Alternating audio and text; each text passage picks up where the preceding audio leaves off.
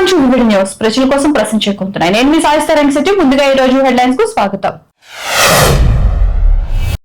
Tech విద్యార్థులతో CM Chandrababu quantum talk. వేల మంది టెక్ విద్యార్థులతో ఆన్లైన్ లో సీఎం మాటామాతే.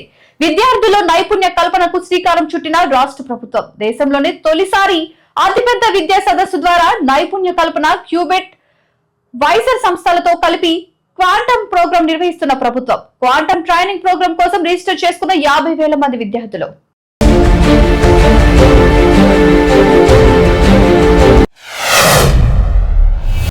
మందుబాబులకు అడ్డాగా విజయవాడ ఇందిరాగాంధీ స్టేడియంలో ఉదయాన్నే దర్శనమిస్తున్న ఖాళీ మందు బాటిల్స్.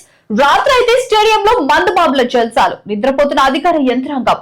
పర్యవేక్షణ లోపంతో రెచ్చిపోతున్న మందుబాబులు. అధికారులపై పెదవి విరుస్తున్న వాకర్స్ క్రీడాకారులు.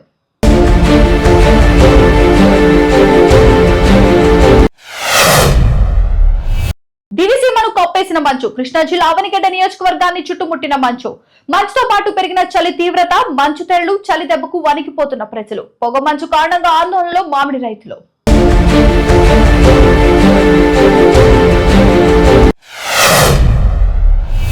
పంట పొలాల్లో మొసలి కలకలం. జోగులాంబ గద్వాల జిల్లా మద్దెలబండ చిన్నతాండాలోని పొలాల్లో మొసలి సంచారం. మొసలిని తాళ్లతో బంధించిన రైతులు.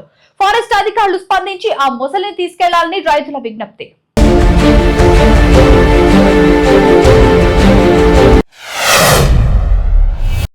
విశాఖ పూర్ణ మార్కెట్ లో అగ్ని ప్రమాదం. పూజా ద్రవ్యాలు విక్రయించే షాప్ లో చెలరేగిన మంటలు. 6 షాపులు పూర్తిగా దగ్ధం. మంటలను అదుపు చేసిన అగ్నిమాపక సిబ్బంది.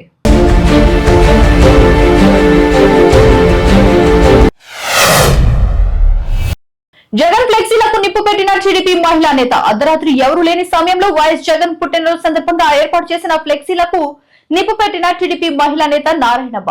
నందమూరి బాలకృష్ణ నియోజకవర్గంలోని లేపాక్షి మండలం మామిడి మాకులపల్లి గ్రామంలో ఘటన చోటు చేసుకుంది.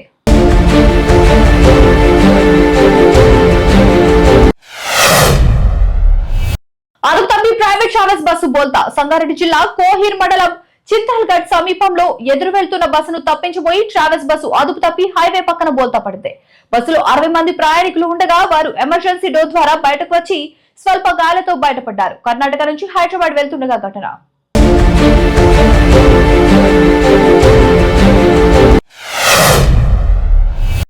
అర్ధరాత్రి రెచ్చిపోయిన దొంగలు. 2 బంగారు దుకాణాలను టార్గెట్ చేసి భారీ చోరీ. అర్ధరాత్రి సమయంలో ముందుగా సీసీ కెమెరాలను పక్కకు మళ్లించిన దుండగులు. 16 కిలోల వెండి, 34 తులాల బంగారం, ₹1,00,000 వరకు నగదు అపహరణ. షట్టర్ల తాళాలను పగలగొట్టి చోరీ. నిజామాబాద్ జిల్లా బోధన్ పట్టణంలో ఘటన.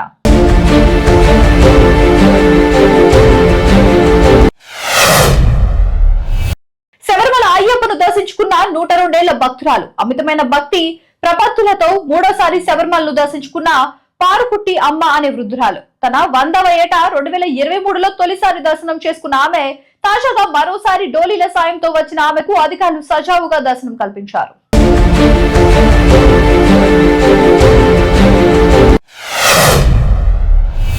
ఇబ్రహీంపట్నం సబ్ రిజిస్టర్ ఆఫీస్ లో ఏసీబీ సోదాలు. తెల్లవారుజామున తనిఖీలు జరిపిన ఏసీపీ అధికారులు. భవానీపురంలోని సబ్ రిజిస్టర్ మహమ్మద్ ఇంటిలోనూ సోదాలు. చూసారు కదా, ఇవి ఇవాళ హెడ్లైన్స్. మరిన్ని హెడ్లైన్స్ కోసం చూస్తూనే ఉండండి వివిడ్ న్యూస్. ప్రజల కోసం ప్రశ్నించుకుంటున్నాయి.